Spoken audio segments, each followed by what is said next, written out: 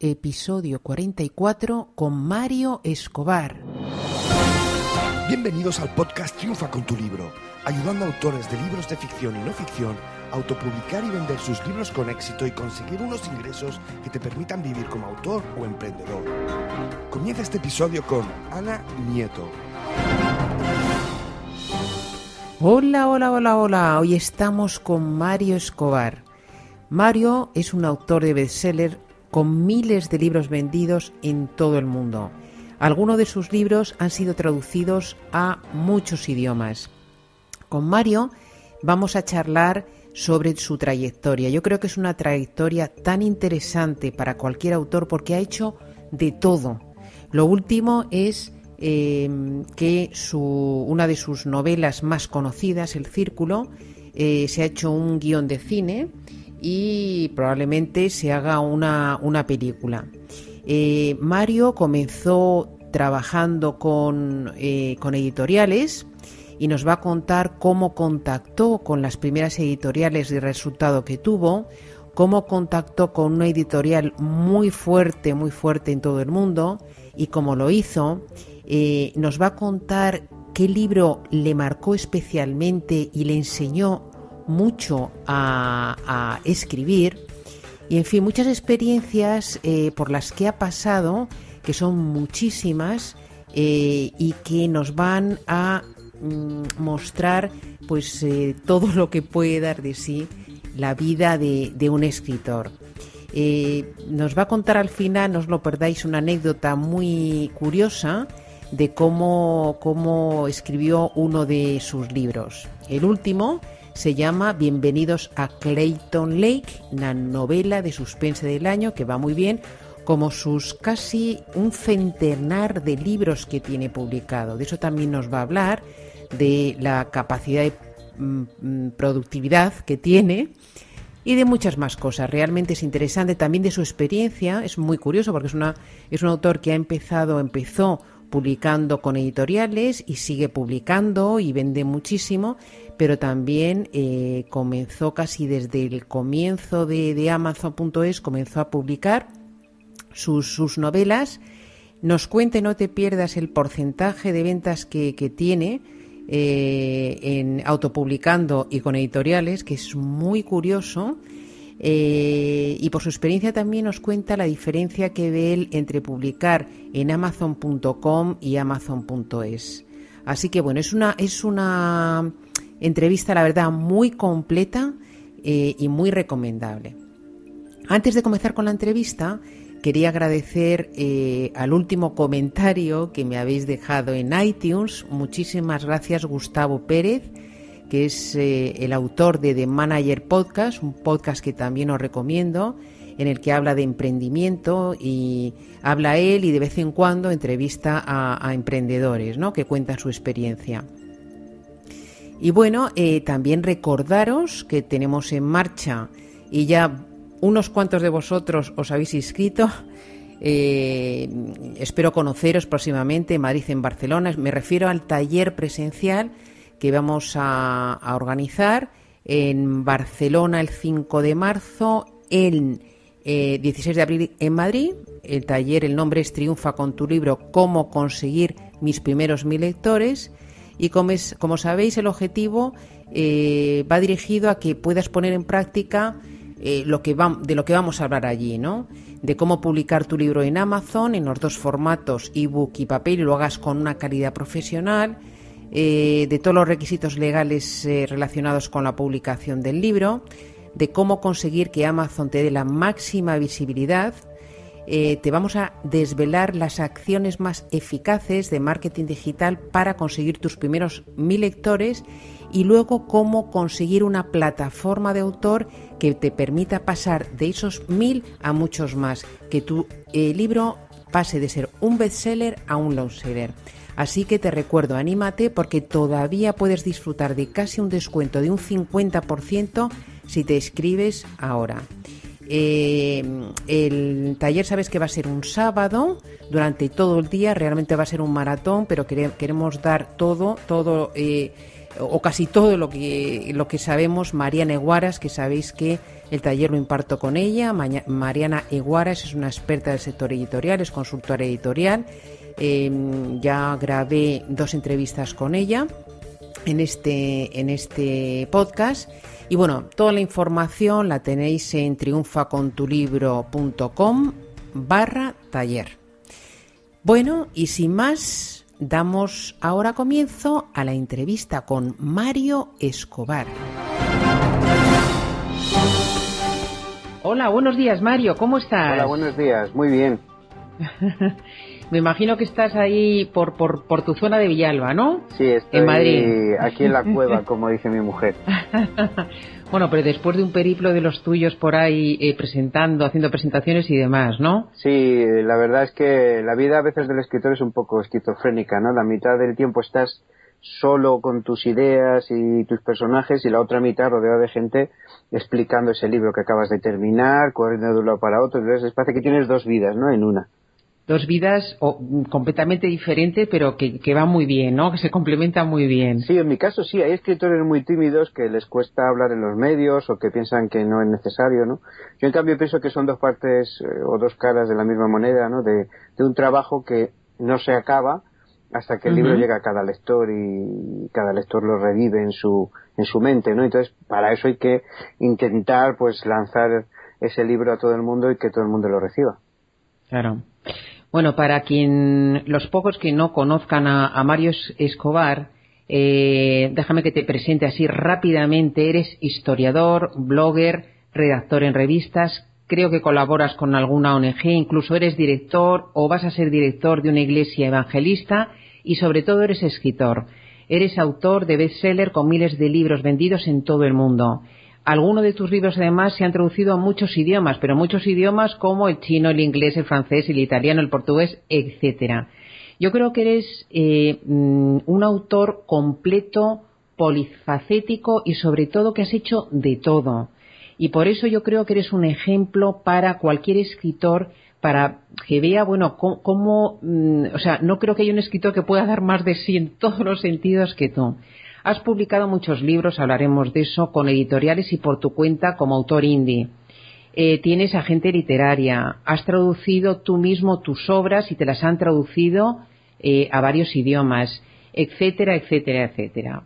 Me gustaría contigo, Mario, que nos contaras un poquito o un muchito, sin extendernos excesivamente, porque luego me gustaría preguntarte, ¿cuál ha sido tu evolución desde el momento que tú empezaste a publicar? O sea, cuéntanos un poquito, ¿hace cuánto? Yo sé que ya vives de esto, te he oído en alguna ocasión desde el año 2010, ya vives como escritor, te dedicas a lo que más te gusta en el mundo, que es escribir, pero ¿cómo empezaste, cuándo y cómo empezaste a publicar? Y cuéntanos un poquito esa evolución. Bueno, en mi caso, y creo que es muy común en los escritores, es vocacional. Casi desde que aprendí a poner las primeras letras, me acuerdo un blog de notas que tenía con 8 o 9 años que ya intentaba hacer historias, ¿no? Y eso incluso ahora lo veo en mis hijos, ¿no? Que ellos están ya haciendo un diario, mi hijo con 6 años, mi hija escribiendo relatos y... Han salido a su padre, sí, ahí la genética... Sí, entonces es muy, muy, muy vocacional. Escribía por lo típico las obras de teatro del colegio, algunos relatos si gané algún premio del instituto, y ya a partir de ahí mi pasión por escribir me hizo empezar con relatos, con un poco imitando, pues como todos, a los escritores que más te gustaban en ese momento, y de ahí ya intenté escribir mi primera novela con 18 años, hice un viaje a Córdoba porque la novela concluía en Córdoba, e intenté de alguna manera pues plasmar esa pasión, ¿no? Seguí escribiendo relatos, mandando a alguna editorial, y después de eso pues la verdad es que lo dejé un poco de lado, empecé con la carrera universitaria, con mi novio del momento que ahora es mi esposa, y estuve un impasse como de 8 años que no publicaba, ¿no? Hasta que mi mujer me dijo, pues bueno, fue primero anterior, haciendo la carrera, haciendo un trabajo de investigación, un hombre me comentó, oye, pues están publicando sobre ese tema en una editorial, y les presenté mi trabajo de investigación de la universidad, que era la política religiosa de Felipe II, les gustó y lo publicaron. Yo creo que eso ya fue un acicate, es decir, ver por primera vez tu obra, un libro tuyo, ¿no? Impreso, pues yo creo que me reactivó ese deseo de publicar, de expresar, y después de ese impasse tan largo, pues intenté publicar, y fue difícil, escribí 2 novelas, ¿Sí? No sé si alguien lo sabe, y otra mucho más simbólica, y las 2 la verdad que eran muy malas. Intentaba, pues bueno, hacer lo mejor posible, pero me faltaba mucha experiencia, y entonces me di cuenta que necesitaba mucho formarme. Empecé a leer un montón de libros, en mi biblioteca tengo un montón de libros de cómo escribir, cómo crear personajes, cómo crear ambiente, cómo hacer la estructura. Empecé a leer mucho sobre el tema, y cayó en mis manos un libro muy interesante que hablaba sobre cómo escribir, pero luego al final tenía un capitulito que ponía cómo escribir un bestseller, ¿no? Me parecía que era una gran osadía, ¿no? ¿Sí? ¿Te acuerdas del autor es una o dónde lo autora, contaste? es una autora española, aunque tiene un apellido como polaco, y hace poco vi su libro reeditado y estoy a punto, porque se lo debí dejar a alguien hace años y lo he perdido, ¿no? Y esta autora ponía una serie de pautas con mucho sentido común, ¿no? Pues cómo crear un personaje bestseller, el antagonista, cómo deben ser los capítulos, y dije, bueno, pues tenía una historia en mente, que era la guerra de Cuba entre España y los Estados Unidos, y el intento de independencia de Cuba, y dije, bueno, voy a aplicarlo, y a rajatabla, ¿no? Pues que ese tipo de personajes, ese tipo de historia, los capítulos acababan en alto, una trama principal, 2 subtramas, y bueno, para mi sorpresa, igual que durante aproximadamente 4 años había recibido negativa tras negativa en mi correo físico, pues esta historia, en cuanto envié la idea, la propuesta por correo electrónico, más o menos me bajé a tomar un café, y es textual, como unos 20 minutos después, cuando subí, ya tenía 3 ofertas de 3 editoriales, ¿no? Estamos hablando del año 2005, ¿no? O sea, tú lo enviaste así en frío a 3 editoriales, sí. Que algunas de esas ya no existen. Ajá. Sí, una era Nautilus, que sigue existiendo, que fue al final la que se quedó con el proyecto. Otra era una editorial en catalana que estaba dirigida por 2 argentinos, que cerró al final, a ver si me acuerdo del nombre. Otra era Robin Book, que creo que sigue, pero no publicará tanto. Y esta de los argentinos se llamaba, no me acuerdo ahora, pero vamos, eran 3, y me sorprendió, ¿no? Porque acostumbrado a lo que había pasado antes, dije, es increíble que estén interesados, ¿no? Vía Magna, la otra era Vía Magna, ahora me vino el nombre. Y resulta que bueno, contesté a los 3, y Nautilus me dijo, mándanos todo el manuscrito, estamos interesados.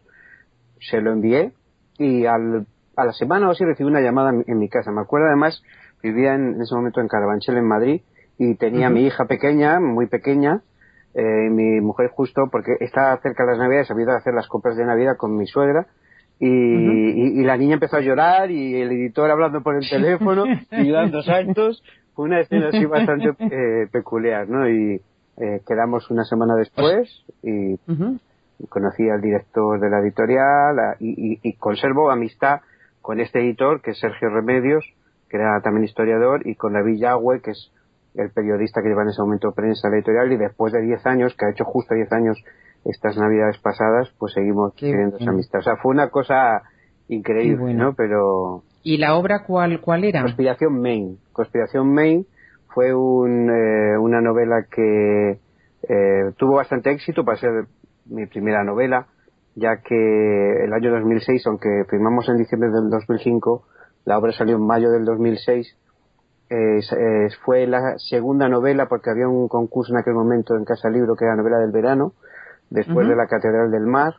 Hicimos una gira por toda España, vendimos muchísimos ejemplares, y la verdad que la novela fue un éxito para un novel en el momento, ¿no? Y eso me animó aún más, ¿no? El pensar, pues, que habías dado en la clave, ¿no? Escribí una segunda novela, y al final decidí cambiar de editorial, y a partir de ahí empecé a publicar con Factoría de Ideas, y he estado hasta hace poco, he publicado con ellos como 12 libros aproximadamente.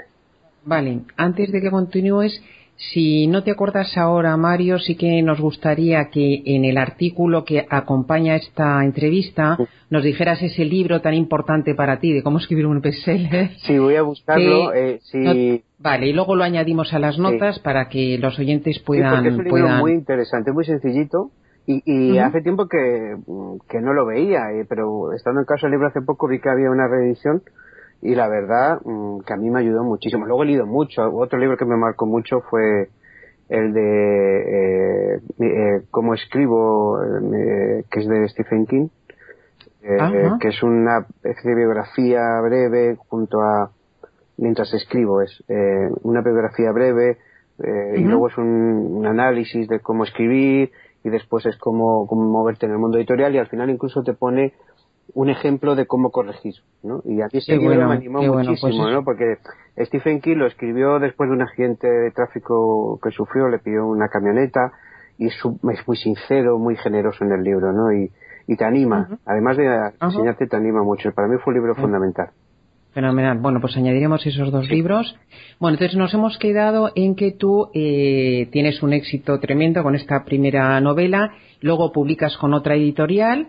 Cuéntanos un poquito cómo sigue tu historia como escritor. Bueno, la verdad que publiqué numerosas novelas con Factoría de Ideas, las dos que publiqué con ellos a continuación, El Mesías Ario y El secreto de los asesinos, con bastante éxito también. Se sacó el libro en bolsillo. Y a partir de ahí empieza un poco la crisis esta que nos ha tenido a todos medio locos. Estamos hablando ya del año 2009, empieza a notarse mucho la crisis. Aún así yo publico con varias editoriales a la vez, pues algunos ensayos, algunas novelas más, aunque me mantengo publicando con Factoría de Ideas. Y yo creo que hay otro punto de inflexión muy, muy importante, y es cuando a través de un amigo, escritor, justo en la entrega de un premio, pues me comenta que está publicando con una editorial norteamericana. Yo, que siempre he sido, pues, para bien y para mal, muy echado para adelante, pues le dije, bueno, pues si me das el correo de la editora, intento hablar con ella y tal. Entonces contacté con ella, con Graciela, que sigue siendo mi editora y ahora es la directora editorial de HarperCollins, en ese momento Grupo Nelson, y le mandé una propuesta, que luego sería el libro Matar a Lutero. Curiosamente, igual me contestó con el cambio horario americano. Ella está en Nashville, en Tennessee, y cuando yo me levanté, ¿no?, al día siguiente ya tenía un correo de ella diciendo, mándame la novela. Y le dije, no, es una propuesta, si quieres te puedo enviar 100 páginas en el próximo mes y luego el resto del libro en 2-3 meses, yo creo que estará y tal. Me dijo, haz eso. Y antes de que se cumpliera el primer plazo ya me estaba escribiendo, oye, ¿sabes que te quedan 5 días para enviarme? Sí, pues los americanos. Pero vamos por parte. O sea, tú, que en esa primera propuesta, ¿qué le enviaste? Pues las propuestas, yo aprendí a hacerlas. Hacía una propuesta un poco subgéneris, pero luego la verdad que Sergio Remedios, mi primer editor, me enseñó cómo hacer buenas propuestas y un poco la función de la propuesta es pues hacer un poco una sinopsis del libro, los títulos alternativos, subtítulos, hacer como ellos llaman una especie de sinopsis flash, que en un párrafo tú digas de qué va el libro, y luego ahí incluyes a veces sí, a veces no, una estructura de ese libro, sobre todo si es ensayo, qué capítulos tendría y todas estas cosas. Incluso en algunos casos se desarrolla un poquito en una frase cada capítulo, pero bueno, eso ya para temas muy específicos y temas de encargo y cosas así.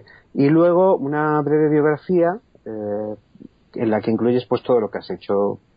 Te comentabas tú antes, ¿no? Pues si colaboras con alguna publicación, qué libros anteriores tienes, qué formación y qué plazo le entregarías esto. En América funciona muy bien.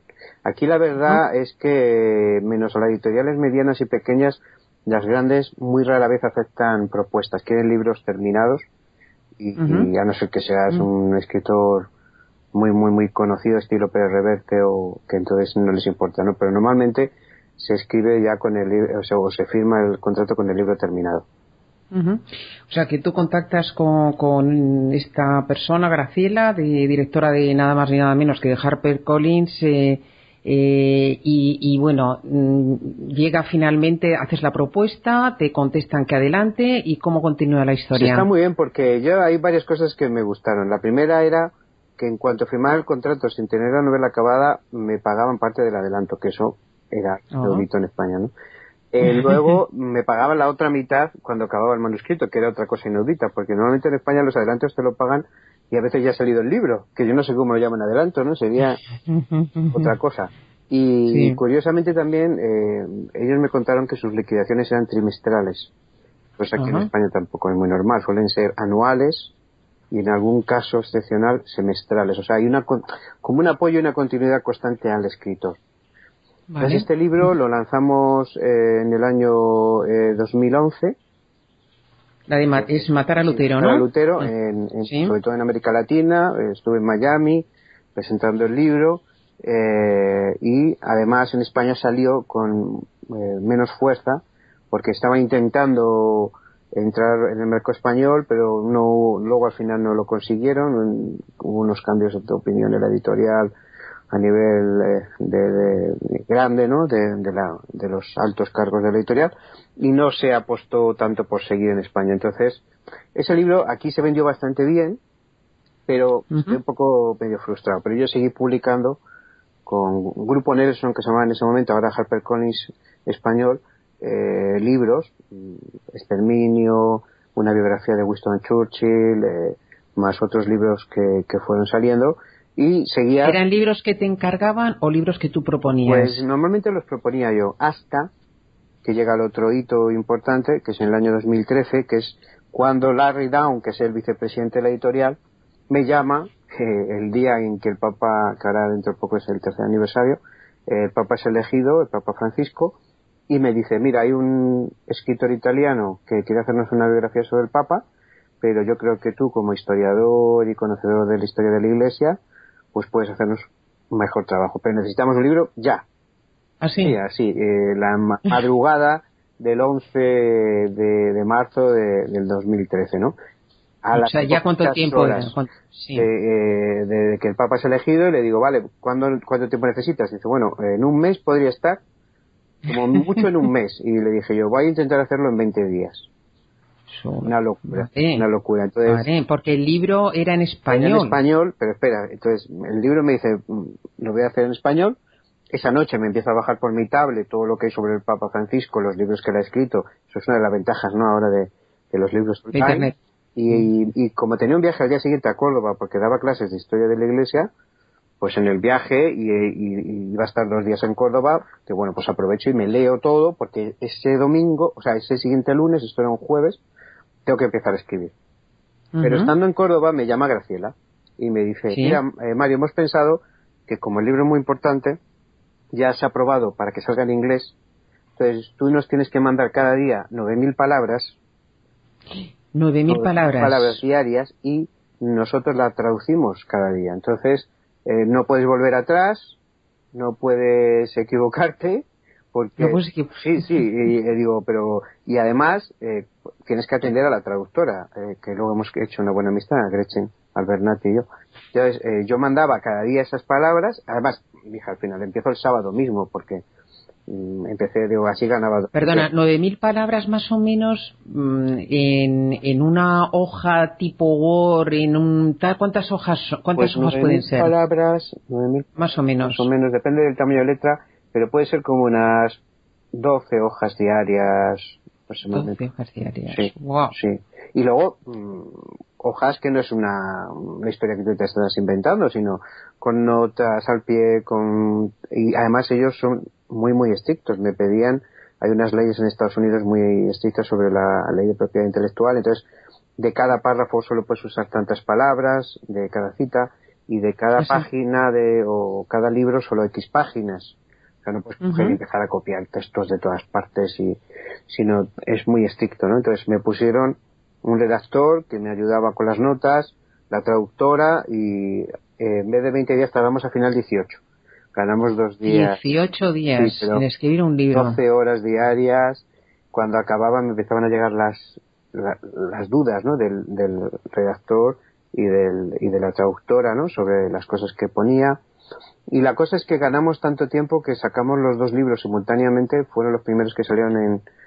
2 libros dices en español y en inglés. Y a partir de ahí, claro, la Feria de Londres era un poquito después, y en la Feria de Londres se vendió, porque me decías, en chino, japonés, danés, francés, italiano, portugués de Brasil y de Portugal. Hace poco, el último... En indonesio es el último idioma que hace poquito ha salido. O sea que fue otro año increíble, ¿no?, el año 2013. Y luego, aparte de eso, pues tuve que hacer una gira por México y los Estados Unidos, recorriéndome en 11 días todo el país, de norte a sur, empezando por Nueva York, Miami, Atlanta y Los Ángeles, que fue frenética también, pero fue un año muy divertido, la verdad.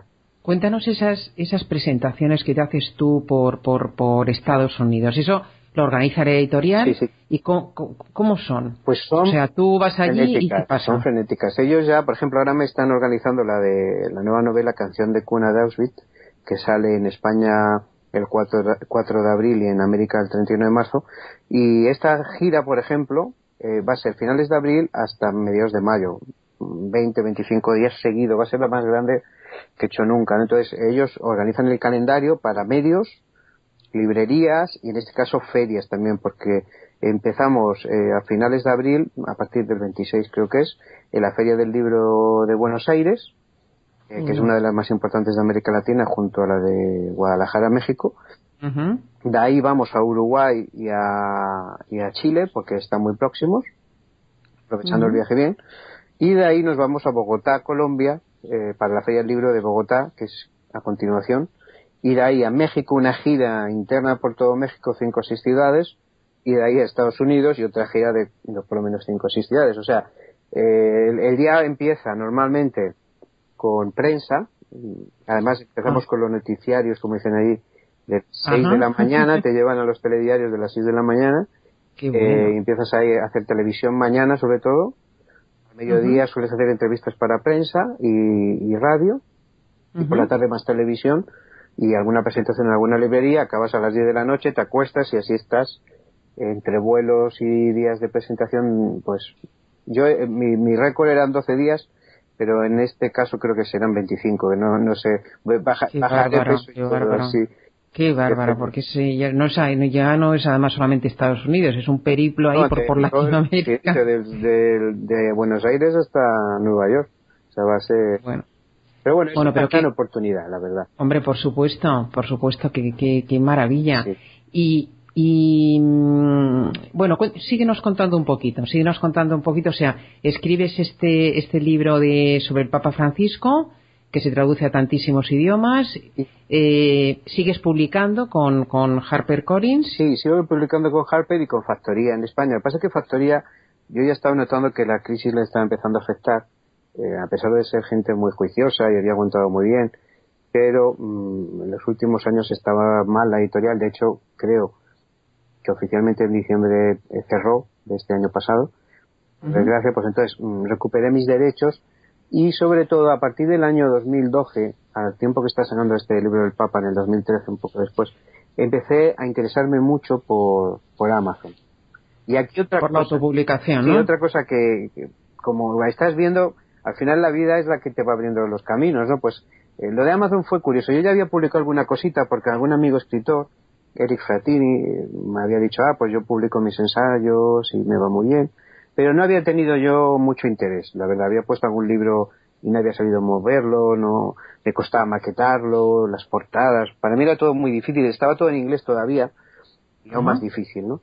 Y fui al cumpleaños de la hija de un amigo, aquí cerca, en un pueblo cercano, y resulta que me pongo a hablar con su cuñado que venía de Estados Unidos, y hablando con él, pues resulta que es un ejecutivo de Amazon Estados Unidos que estaba de vacaciones. Y dice, ¿cómo no sacas más libros con nosotros? Y inténtalo y tal, y me animó tanto que le dije, mira, en este momento tengo un compromiso. En ese momento el Grupo Nelson sacaba unos libros single para Amazon, porque Larry Down también tiene mucha visión con el libro electrónico. Digo, pero en cuanto pase ese periodo voy a intentar hacer algo solo pensando en Amazon. Me dijo, pues deberías hacerlo. Y nada, empecé a hacerlo, y a partir de ahí, pues sobre todo Misión Verne fue, podemos decir, mi primer libro ya más pensado para Amazon. Y luego El País de las Lágrimas, sorprendentemente, un libro que había salido en una editorial chiquitita, no había tenido mucha trascendencia, empezó a vender bastante también. En cuanto le mejoré un poco la portada, le cambié la estructura, porque la maquetación y eso que no estaba muy bien. Y ya me lancé a escribir que sería mi libro más vendido en Amazon, que sería El Círculo, ¿no? Y El Círculo fue un poco el gran cambio que se produjo en mi visión de Amazon y en mi relación con los lectores de Amazon y en el éxito que después posteriormente tuve también en esa plataforma.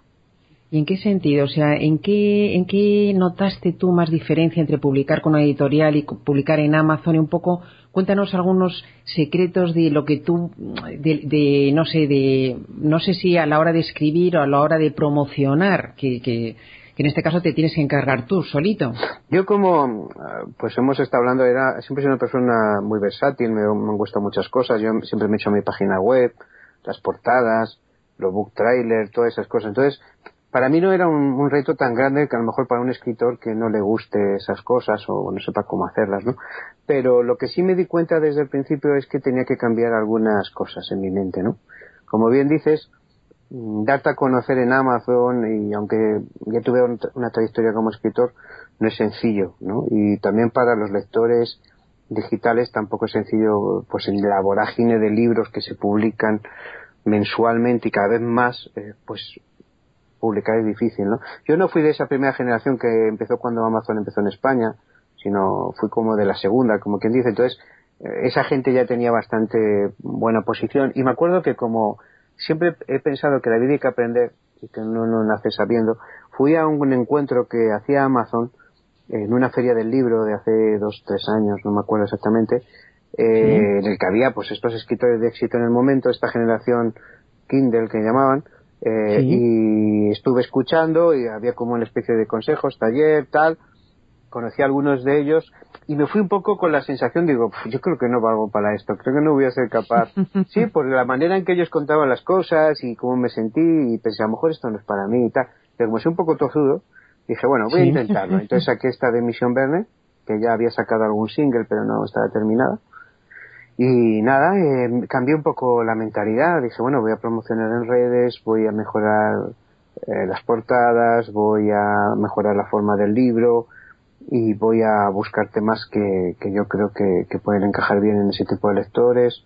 Y poquito a poco, pasito a pasito, nunca mejor dicho, porque al principio para mí supuso, bueno, un extra, ¿no? Una especie de extra, hasta que luego fue ocupando un lugar principal en mi vida como escritor y también económicamente hablando, ¿no?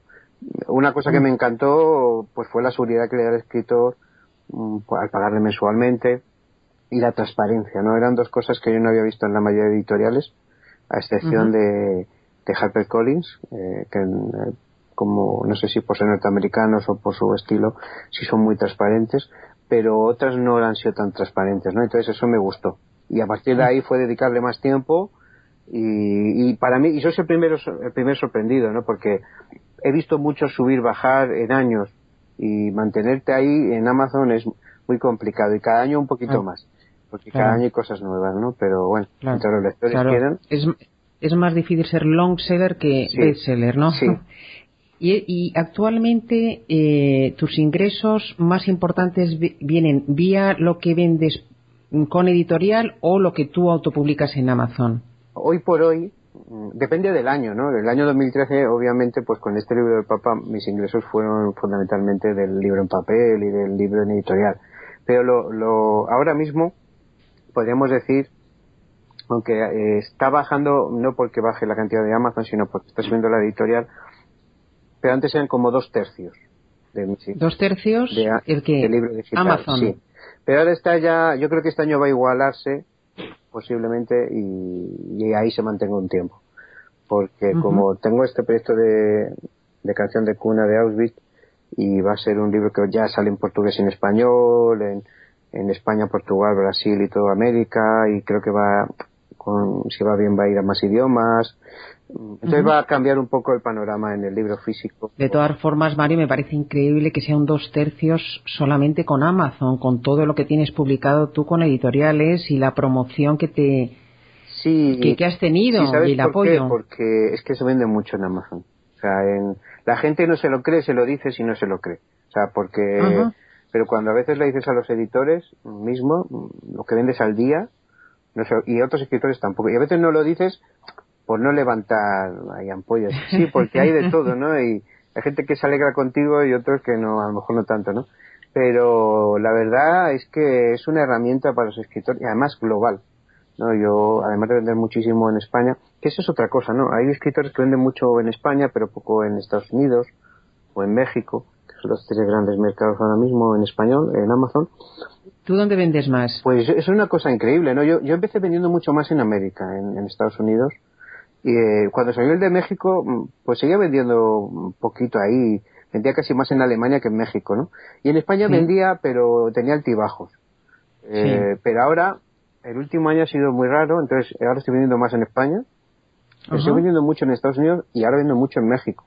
Entonces, el igualar los 3 mercados es algo muy muy interesante, ¿no? Porque es llegar al libro en español en global, porque casi esos 3 mercados son un 70-80% del libro digital en la actualidad, ¿no? Entonces, estoy muy contento con este último libro, Bienvenidos a Clayton Lake, que no tiene mucho, tiene un mesecito, pero lleva casi 50 días en el top 100 y ha estado, que ahora es muy muy difícil, 4 días, casi 5 en el top 1 de España. Qué bueno. Y ahora lleva desde el lunes pasado, más de una semana, en el top 10. Es muy difícil, porque esos Kindle Flash pues son como, van arrastrando los libros hacia abajo, ¿no? Es una marea que no para diaria, y aguantar ahí y realmente... ¿Los Kindle Flash dices de otros? Sí, como cada día hay 3, 4 Kindle Flash, eso hace que esos Kindle Flash, al ser una oferta del día, lleguen al 1 y a veces llegan los 4, entonces eso mueve a los primeros puestos más abajo, ¿no? Pero por eso es difícil aguantar entre los 5 primeros, porque realmente son 4 los que llegan al top 1, entonces tienes que estar vendiendo más que el Kindle Flash del día para mantenerte, ¿no? Y eso es muy difícil. Vamos a explicar un poquito lo que es un Kindle Flash para alguien que lo conozca. Sí, pues eso es la oferta del día. Amazon hace un descuento de entre un 60 y un 80% del libro, y puede ser libros de editorial o de independientes, y es durante 24 horas. Claro, eso hace que durante 24 horas mucha gente se centre en comprar ese libro porque no lo va a encontrar tan barato nunca, ¿no? Y eso hace pues que, claro, al vender tanto en un solo día llegue al top 1 o al top 2 o 3, y eso hace que los que ya están en ese top se desplacen, porque es difícil vender en un día. Hay Kindle Flash que pueden vender 600, 700 libros en un día o más. Entonces, es que vender muchos libros de ese libro para poder mantenerte en esa pauta. Claro. Y respecto a las temáticas que comentabas antes, que tú analizaste un poco qué temáticas eran las más adecuadas para publicar en Amazon, ¿qué temáticas venden más dentro de lo que tú escribes?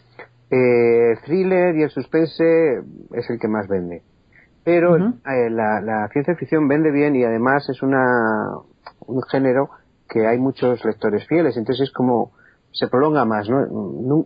Tarda mucho más en bajar de los top, por lo menos de su género, ¿no? De ciencia ficción. Pero lo que dicen siempre, que la que mejor funciona de todas es la novela romántica, ¿no? La novela romántica en Amazon, yo no he hecho todavía novela romántica. El País de las Lágrimas es una novela contemporánea con muchos rasgos pues de sensibilidad, pero no llega a ser novela romántica pura, ¿no? Pero la verdad es que el género que más vende, según los expertos propios de Amazon, es el género romántico. Pero yo creo que cuando un libro engancha a los lectores y está bien escrito y la temática les interesa, puede triunfar casi de cualquier género, ¿no? Aunque haya géneros que tengan más lectores, ¿no? Y son más sencillos, entre comillas. ¿Y tú crees, Mario, que un libro ayuda a vender a otro? Estamos hablando ya de la plataforma de Amazon. ¿De tu otro libro tuyo mismo? Sí. Hombre, está claro que pasa en el libro físico, ¿no? Tú lees un autor, te gusta, te engancha y buscas otro libro. Antiguamente era más complicado porque los libros se descatalogaban en un año o 2. No sé, que lo encontraras en saldo o algo así, perdías la pista al escritor, ¿no? Y cambia ahora, pues, además Amazon eso lo hace muy bien, hay una página de autor, esperemos que entre un poco en España también la haya, la hagan y tal, y entonces esta página pues te dice todo lo que el autor tiene, ¿no? Y en un segundo puedes descargártelo, ¿no? Entonces, si estás en los rankings de ventas, favorece. Que yo tengo que comprobar una cosa, cuando estás muy cerca del top 10 o en el top 1 o 2, ese libro absorbe casi todo y los otros no se venden tanto. En cambio, cuando baja un poquito se reparte, reparte. Sí, es una cosa que suele pasar. Y luego no es igual el mercado español, mexicano y estadounidense, ¿no? El estadounidense es más lento el proceso para llegar a los top, porque hay mucha competencia y es un poco diferente, pero permaneces más tiempo. En España puede que el camino sea más breve, pero para mantenerte es mucho más difícil, ¿no? Cambia mucho el top de ventas y muchísima competencia. No olvidemos que la mayoría de escritores, curiosamente en español, son de España. Ajá. Creo que 60% en proporción a todo un continente como el americano, ¿no? Y de los que más éxito tienen son españoles. Es curioso, y esto ya es una anécdota, que en el top 100 de Amazon, entre los 20 más vendidos, hay 3 autores que no son españoles, sino que viven en la Sierra de Madrid, ¿no? Que son pues Antonia Corrales, ¿cómo se llama? Ahora se me olvidó el nombre, que es periodista, y otro de los autores que además sigue después de muchísimo tiempo, ahora no me viene el nombre, y yo también. ¿Y tú? Sí, estamos ahí los 3, digo, mira, los 2. Qué bueno, que zona más productiva. Ahí vendiendo, pero bueno, lo que decía, ¿no? Que es difícil mantenerse en el top 100 español, muchísima competencia, el lector español es muy exigente, a veces yo creo que demasiado, pero bueno, está bien, es la peculiaridad. Eso es cierto, y eso lo ves en los comentarios, ¿no? En las reseñas que te dejan. Es más agradecido generalmente el latinoamericano, ¿no? Normalmente sí, pero no siempre, hay de todo en todas partes, ¿no? Pero el lector español es muy exigente, ¿no? A nivel cultural, la forma de entender la literatura, seguramente, ¿no? Pues hace que sea muy exigente, cosa que está bien, o sea, no me quejo de que exijan. Lo que pasa que a veces, pues, yo creo que a veces no entran o no entienden el contexto. No es igual a una novela thriller de suspense que tiene pues una función de entretener en un 80%, aunque también aprendas cosas y pueda moverte emociones y una serie de cosas, que una novela contemporánea más clásica que busca más en literatura pura, ¿no? Yo creo que eso a veces le cuesta entender, ¿no? A los géneros pero bueno, es lo que hay, ¿no? Y bueno, aún así ya te digo que bienvenidos a Crétole, pues está siendo ahí un libro que yo creo que está gustando a mucha gente, ¿no? Y nunca sabes. Exacto. Ese es tu último libro, pero ¿cuántos libros más o menos? Porque no sé si tú incluso has perdido la cuenta. ¿Cuántos libros tienes publicados, Mario? La verdad es que, claro, hay muchos los tengo en single, ¿no? Que son como libro por entregas, podemos llamar. Entonces, claro, es complicado, te puede salir cuando pone Mario Escobar cientos no sé cuántos, ¿no? Pero no es la realidad, no es la realidad. Yo lo intenté contar en tu página de autor de Amazon, que me encantó la página de autor. Hay muchos autores todavía que no la tienen porque está en Amazon. Incluso la tienes más cuidada que la página de autor que tienes en tu propia página web. Sí. O sea, porque es más inmediata, sabes que es la página más de referencia. Claro, es más importante. Posición en Google, y si pones tal, sale tu página de autor, si pones Mario Escobar. O sea, es muy importante y todavía hay muchos autores españoles y algunos muy conocidos que no la tienen. Y no, además también cuido la de inglés, la de alemán, porque luego hay varios idiomas más. Francés y italiano, francés y francés, alemán e inglés creo que son las otras. Vale, tú has escrito muchísimo y sé que tú eres una persona muy sistemática, ¿no? Para escribir. Cuéntanos un poquito ese proceso y esa gran productividad que tienes tú a la hora de escribir. Me parece que tú tienes incluso un objetivo de tantas palabras clave día. Sí, he dado talleres sobre ello, ¿no? Una de las cosas que te das cuenta, aún más cuando no te dedicas a pleno tiempo a escribir, es que el tiempo en sí mismo es relativo, ¿no? De decir, voy a dedicarme 8 horas, 5 horas, 3 horas, pues en muchas ocasiones te encuentras que no, que es imposible, ¿no? Que te piden que hagas cosas, tienes que salir. Entonces me pongo objetivos tangibles, ¿no? Que son páginas o palabras, depende del trabajo que esté haciendo. Y gracias a eso me permite saber, primero, dónde estoy, hacia dónde voy, y cuánto tiempo aproximadamente puedo tardar en acabar el libro, ¿no? Que es ver ese final, ¿no? Que a veces a los escritores nos agobia porque pensamos que no llegamos a ese final, nos paramos en medio, ¿no? De ese proyecto. Y luego también el no releer, ¿no? Es otro de los problemas que tenemos como escritores, ¿no?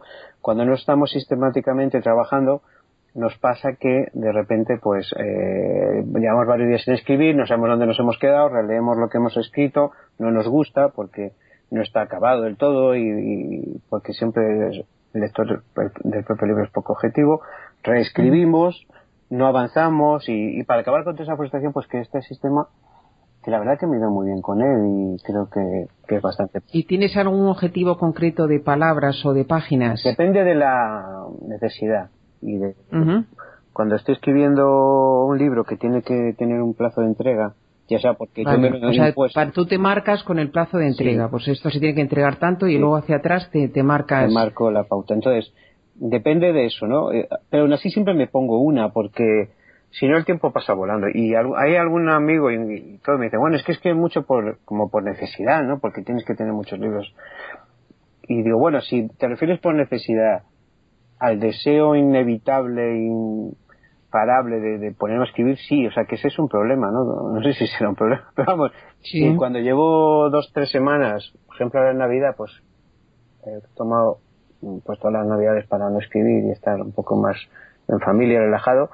Tengo, como que dicen, mono por escribir, no tengo esa, y eso que he hecho artículos, porque como publico con Más Allá y otras publicaciones, pues tienes que hacer cosas, ¿no? Pero es una necesidad casi personal, ¿no? De escribir, de transmitir eso al público y de volcártelos. Pero tú, a pesar de eso, disfrutas del proceso de la escritura, a pesar de marcarte esas pautas de que, oye, tengo que escribir tanto porque quiero llegar y que el libro esté en tanto tiempo. Sí, ¿disfrutas del proceso de escritura? Si no disfrutara, sería muy, muy difícil siquiera cumplirlo, porque es muy duro. O sea, lo que pasa que es como el corredor que disfruta corriendo, pero sabe que la única manera de alcanzar el premio es esforzarse. Hay un punto, dices, bueno, el corredor está disfrutando cuando sus músculos le duelen, cuando pues dices, pues a lo mejor la idea de es buena analogía esa. No es así, no está disfrutando, pero cuando llega a la meta y consigue el premio, sabe que el sacrificio ha merecido la pena, ¿no? Yo creo que la vida de escritor debe ser así. Porque tú, cuando más disfrutas, o sea, ¿cuál es el momento que más, o sea, cuando estás escribiendo, cuando ves ya tu libro publicado, cuando ves que es un bestseller, cuando haces la promoción, cuando te llevan a esos periplos por toda Latinoamérica a presentar tu libro, ¿qué es el momento que más disfrutas? Es difícil, ¿no? Porque cada uno tiene su disfrute, ¿no? El hecho de escribir para mí es una sensación increíble, ¿no? Y además ese fluir, que tú ni entiendes a veces, ¿no? Cómo las historias avanzan, aunque yo las estructuro, pero están tan vivas los personajes, que yo estoy en otro mundo, ¿no? Textualmente durante varias horas al día. Y para mí eso, y vives diferentes vidas, eres un poco como un actor, ¿no? Y un director de cine tienes varios papeles a la vez, ¿no? Y como el primer lector del libro, ¿no? Luego yo también disfruto mucho cuando veo el libro en papel, o terminado, ¿no? Como podemos decir. Que lo puedes tocar, ¿no? El libro físico, sí. Lo disfruto sobre todo cuando ha sido un largo proceso, ¿no? Imaginemos, Canción de Cuna está terminado desde hace 8 o 9 meses o 10 meses, ¿no? Y todavía no he visto el libro en papel. Entonces es como, cuando se prolonga tanto, pues lo vas deseando más, ¿no? Y verlo en las librerías y también disfruto mucho cuando los lectores me comentan que les ha gustado, que les ha transformado, que gracias a esos libros ellos quieren dedicarse a la literatura. Todo eso te llena mucho, ¿no? Te satisface. Aparte de llenarte, ¿tú has aprendido algo de comentarios que te puedan dejar? Sí. Yo muchas cosas que me comentan, eres consciente de eso, ¿no? De ese fallo o de ese acierto, ¿no? Que no todos te van buscando los fallos, ¿no? Alguien también dice, pues esta frase o este capítulo me ha conmovido, me ha gustado, me ha ilusionado, ¿no? Y uno aprende. Yo creo que en la vida siempre tenemos que tener la mente abierta. El orgullo, en todos los sentidos, menos el buen orgullo, ¿no? De no dejarte pisar por nadie, es malo, mal consejero. Nunca dejamos de aprender, y de otros compañeros. Yo he aprendido mucho de muchos escritores y me han ayudado mucho, ¿no? Hay gente como Blanca Miosi, por ejemplo, que la entrevistamos en uno de los primeros episodios. Son gente generosísima que se dan por los demás. O sea, yo he aprendido mucho de gente así. No solo de los lectores, sino de otros escritores generosísimos, ¿no? Y también aprendo de los que no me gustan, porque mira, eso es lo que no quiero ser, yo no quiero hacer. Vale. Yo creo que todos podemos aprender, ¿no? Y en los viajes aprendes mucho, ¿no? Porque tienes ese contacto con los lectores, no solo de internet, ¿no? Sino personal. Personalmente, que también es importantísimo. Y de otras culturas, ¿no? Que es una cosa maravillosa. Y en cuanto a las traducciones, ¿tú qué has hecho? Te han traducido, pero tú también has encargado traducciones. ¿Qué aconsejarías a alguien que quiera traducir? Vamos a poner al inglés, por ejemplo. O ¿qué consejos darías? Yo di ese paso hace como un año. Creía que, además de que mis editoriales, Reto Harper, pues ha traducido o ha vendido los derechos a varios idiomas, creía que los libros en digital también lo necesitaban. Me lancé con El Círculo, que ha sido el libro que más he vendido siempre en todas las plataformas y que sigue vendiéndose bastante bien. Y la verdad que la experiencia es muy buena. Es muy complicado el mundo del libro anglosajón, sobre todo en Amazon, por la gran cantidad de novedades que salen cada día, ¿no? Miles y miles, que destacar ahí es muy difícil. No he tenido el éxito que otros escritores, que han tenido mucho éxito, como Fernando Gamboa, por ejemplo, que es yo creo, y Enrique Lasso en parte también. Lo que pasa es que lo ha hecho con seudónimo muchos de sus libros en inglés, y otros escritores que han tenido más éxito, pero creo que es importante tenerlos en esos idiomas, ¿no? Y ahora estoy con el italiano y el alemán también, entonces, que saldrá dentro de poquito. Y también con El Círculo tengo especial atención porque un buen amigo y un guionista muy conocido en español, Curro Rollo, acaba de terminar el guión del Círculo para adaptarlo al cine.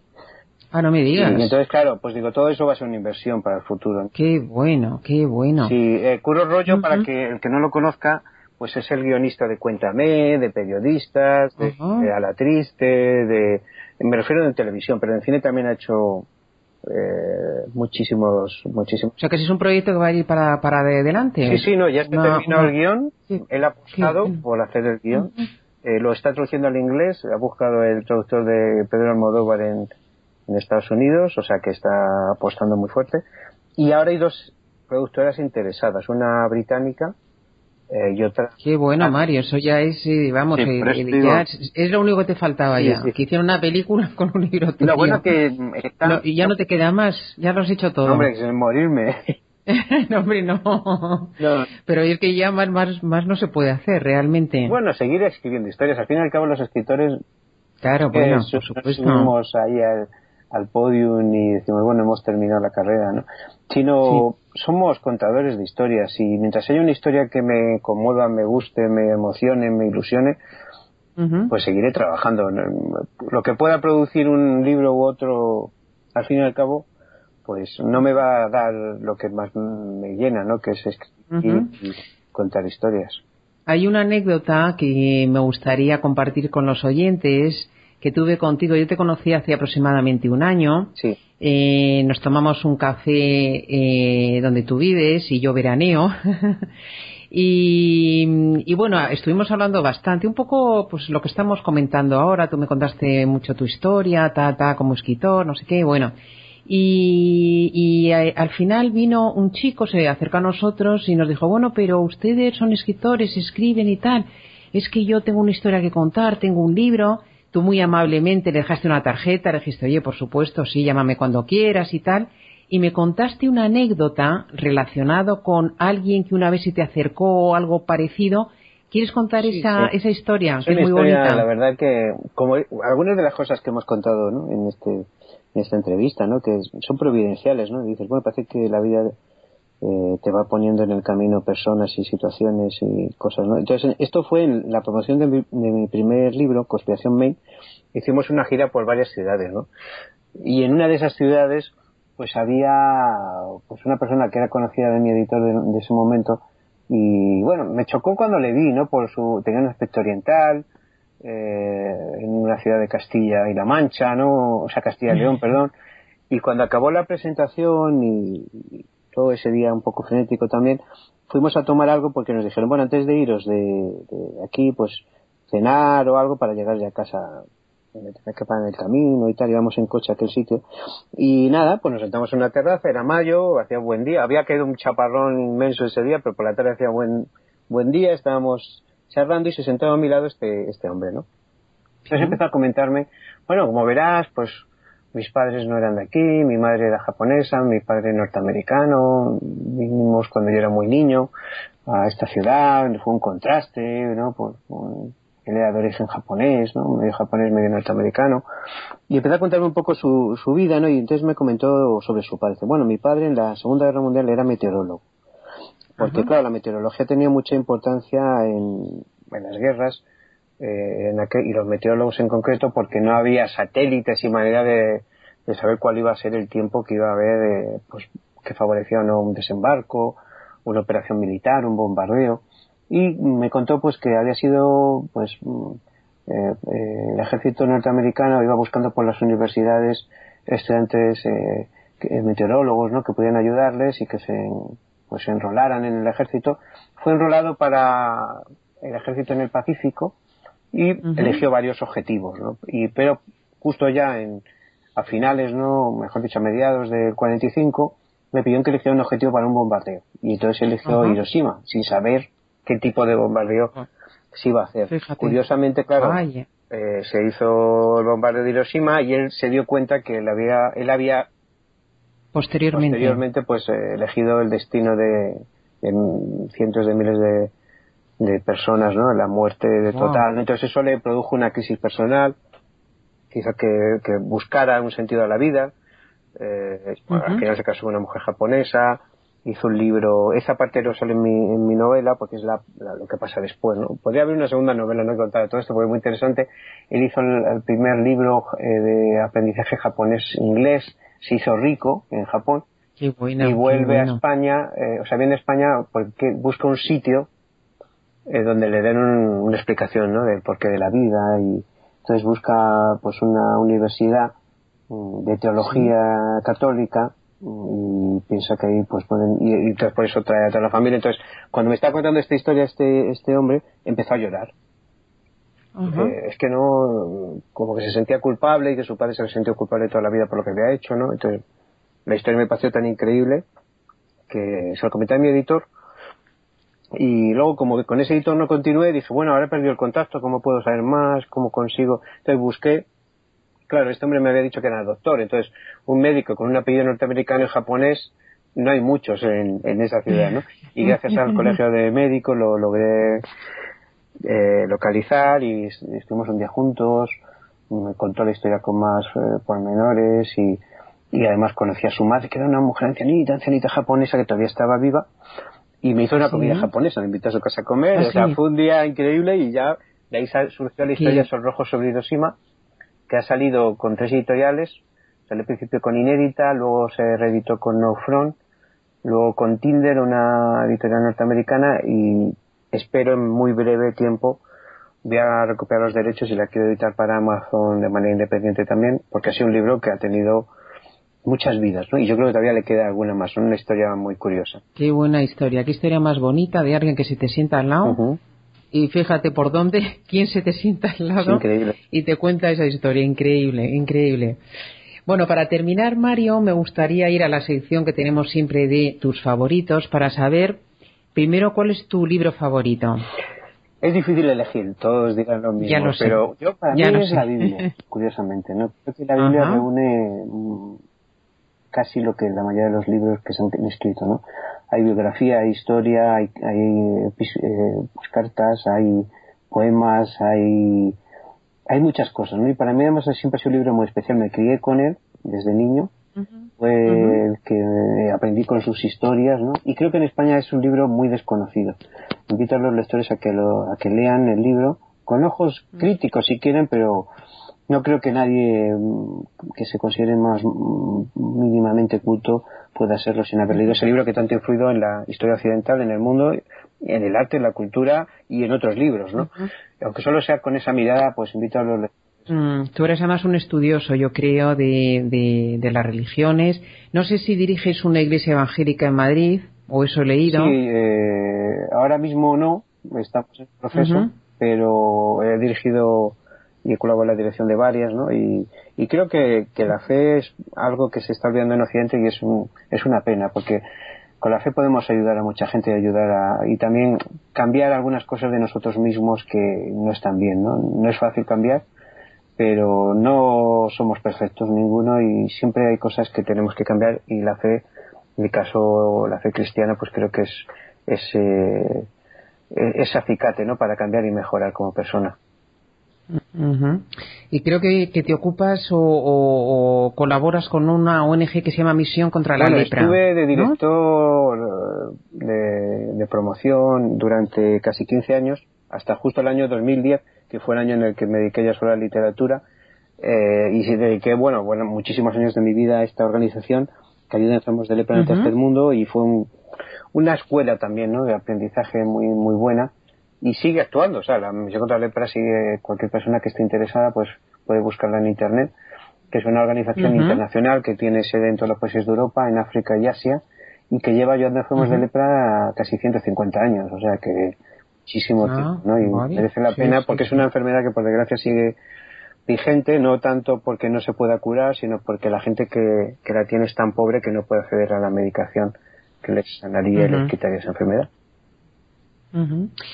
¿Y cuál sería tu herramienta digital favorita? ¿O la que más utilices? ¿O que te haya sorprendido últimamente? Tengo muchas, ¿no? Porque ya he dicho que soy muy friki de los ordenadores. Sí. Yo creo, posiblemente, puede que sea Twitter, ¿no? Yo creo que... Eres muy tuitero, yo para mí ha sido un descubrimiento muy tardío. Igual que Facebook, pues desde hace más tiempo estoy promocionando, haciendo cosas. No entendía muy bien Twitter al principio, luego lo entendía a mi manera y otros lo ven de otra manera, ¿no? Yo creo que Twitter tienes que hacértelo para ti, ¿no? Hay gente que te intenta decir, no, en Twitter hay que hacer las cosas así o asá, ¿no? Yo creo que es encontrar tu lugar, lo que quieres aportar, y el secreto como herramienta en esa y en todas es dar más de lo que pides, ¿no? Y ser generoso, ¿no? Y hablar más de los demás que de ti mismo. Creo que ese es el secreto. Sí, exactamente. Hay una cosa que me gusta mucho que tú tuiteas de vez en cuando. Haces unos montajes con tus portadas, frases incluidas y demás, muy chulas. Sí, porque estamos en un medio visual, ¿no? Y los libros son letras, pero nos tienen que entrar por los ojos, ¿no? Y las portadas, los textos, los comentarios. Necesitamos que el lector enganche de alguna manera, ¿no? Y tiene que ser pues muy rápido, ¿no? Porque le llegan miles de informaciones al minuto, ¿no? Y para que ese lector que no te conoce pues de alguna manera quiera leer tus libros, tienes que ser muy rápido, ¿no? Y creo que la imagen es muy importante en internet. Desde luego. ¿Y cuál sería tu cita favorita? Hay también muchas, ¿no? Pero yo creo que a mí y además lo usé en mi primera novela, que trataba sobre la mentira y la verdad, ¿no? Es una de Jesús que dice, conoceréis la verdad y la verdad os hará libres, ¿no? Yo creo que estamos cada vez más rodeados de gente que nos miente. La mentira se ha instalado en todos lados. En la vida política, ¿no? Mentir cuesta muy poco y no tiene ni siquiera, por lo menos en España, ¿no?, unas consecuencias políticas, pero también en la sociedad, y es muy difícil confiar, ¿no? Y esa mentira nos hace esclavos de nosotros mismos, de la propia mentira, y creo que la verdad nos libera, ¿no? Y esa frase de Jesús, pues yo creo que resume muy bien mi deseo, ¿no?, de conocer esa. Buena cita, da que pensar. Y para terminar, Mario, ¿cómo te definirías a ti mismo con un solo adjetivo? Tenaz, yo creo que podría ser.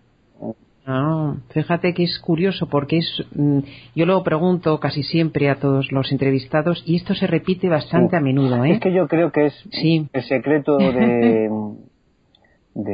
no sé si del éxito, pero por lo menos de llegar a las metas que tú te propones. Pueden ser más o menos y la gente las puede considerar exitosas, ¿no? El persistir, ¿no? El no rendirte, el luchar, sea lo que quieras hacer, formar una familia, conseguir un puesto de trabajo, o simplemente a una pareja, o si no eres tenaz, si te rindes a la primera, pues poco vas a conseguir, ¿no? Y es difícil, ¿eh? Y el mundo no te lo pone muy sencillo, pero bueno, yo creo que el que es tenaz y persiste al final consigue lo que busca, es lo que busca razonable, ¿no?